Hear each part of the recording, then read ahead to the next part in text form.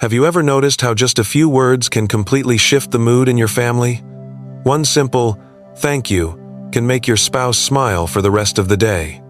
A small criticism, though, can leave a heaviness hanging in the room. Words are never just words. They carry energy, a vibration, that affects not only the person who hears them, but also the entire atmosphere of your home. This is something especially important to understand as we get older. After 60, 70, even 80, our words carry more weight than we often realize. Children and grandchildren listen closely, not only to what we say, but to the feeling behind the words. In a way, we are tuning the energy of our family with every phrase we choose. Ancient traditions understood this deeply. That's why many cultures believed in the sacred power of speech. Even in our everyday language, we still say things like, "Words can heal," or "Words can wound." Science backs this up too. Sound is literally vibration, and vibration changes how we feel on a physical level. So today, we're going to explore why your words matter more than you think. I'll show you how certain phrases lower your family's energy without you realizing it, and how a few simple changes in what you say can raise the vibration in your home. By the end, you'll see that every word you speak is either a gift of peace or a burden, and the choice is yours. Every word you speak is more than just a sound, it's a vibration. Think about it. Sound is literally waves moving through the air. When you speak, your voice creates tiny ripples that reach another person's ears, travel into their nervous system, and change how they feel in that moment. That's physics. But beyond the science, there's a deeper truth. Words don't just pass through the air, they carry energy. You've probably felt it yourself. A soft, "I love you," calms your heart. A sharp, "What's wrong with you?" can make your chest tighten instantly. The difference is vibration. One lifts, the other lowers. Ancient wisdom understood this long before modern science. In many traditions, words were seen as sacred tools of creation. The Bible begins with, "In the beginning was the Word." Eastern traditions speak of Om, the sound that vibrates through the universe. Even Plato taught that Logos, the Word, was a creative force. The idea is the same. Our speech has power. Now, think about this in your family. As we age, our words carry even more weight, whether we intend them to or not. To your children or grandchildren, your words are not just casual conversation, they're guidance, memory, sometimes even prophecy. When you speak often in fear, worry, or complaint, that vibration colors the family's atmosphere. But when you speak with encouragement, gratitude, or love, the vibration shifts upward, and everyone feels it. Words are not background noise, they're energy in motion, and once spoken, that energy lingers. The real question is, are your words leaving behind peace, or are they leaving behind heaviness? Now that we understand words carry vibration, let's talk about the kinds of words that quietly lower the energy in a family. Most of the time, it's not done with bad intentions. We speak from habit, frustration, or even loneliness. But the effect is the same. The vibration drops, and the family atmosphere becomes heavier. Take this phrase, for example, "You never visit me." It may come from love, from missing someone, but the vibration it sends is guilt. Instead of drawing your children closer, it pushes them away, because no one feels good under the weight of guilt. Another common one is, "When I was your age." This usually comes with comparison, how you worked harder, saved more, behaved differently. But to younger ears, the vibration is judgment. They hear, "You're not good enough." That vibration creates distance. Then there's, "I can't do that anymore." On the surface, it's just a statement of fact, but repeated often, it sends out a vibration of defeat. To your children or grandchildren, it can sound like giving up, and it lowers their energy too. Even casual complaints, "No one cares," "Everything's getting worse," "I guess I'm just a burden," create a subtle vibration of hopelessness. Spoken often, they don't just affect you, they settle over the family like a shadow. Here's the key. These phrases may seem harmless in the moment, but they carry a frequency that shapes how others feel around you. Words of criticism, complaint, or guilt are like pebbles dropped into a pond. The ripples reach farther than we realize.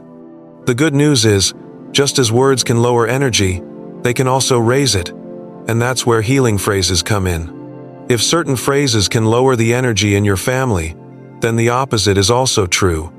Words of kindness, gratitude, and encouragement lift it higher.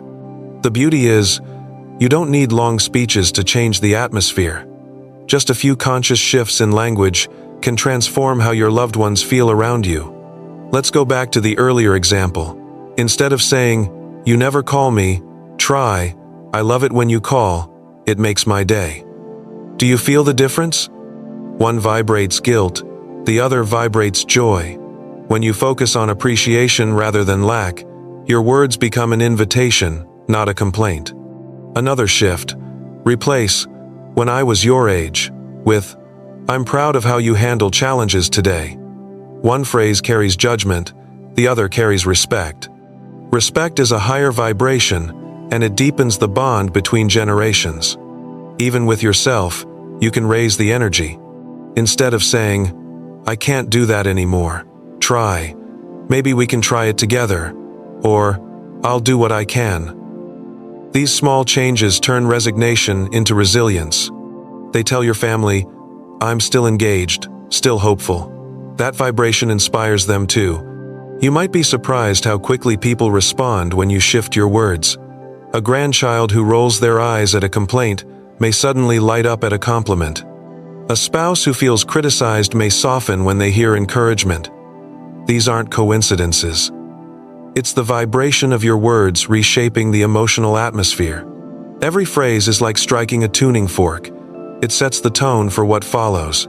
Choose words that vibrate with gratitude, love, and encouragement, and you'll find the entire family starts to resonate at a higher frequency.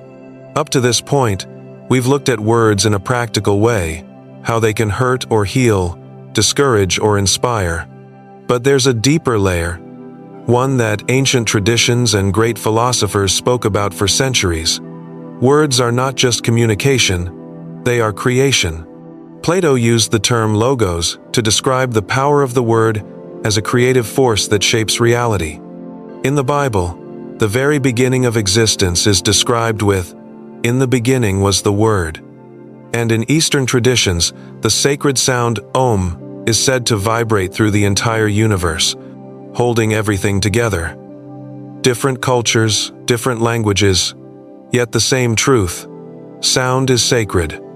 Words shape the unseen. Think of it this way. Every phrase you speak is your own personal mantra. You may not be chanting in a temple, but you are programming the energy around you. Words of complaint program heaviness. Words of love and gratitude program peace. The vibration doesn't just affect your mood, it lingers, influencing your family's energy long after the moment has passed. This is why mystics, saints, and philosophers all placed such importance on the discipline of speech. To speak consciously is to live consciously. And for seniors, this is especially powerful, because your words often become the wisdom your children and grandchildren carry with them for life. So ask yourself, what vibration do I want to leave behind?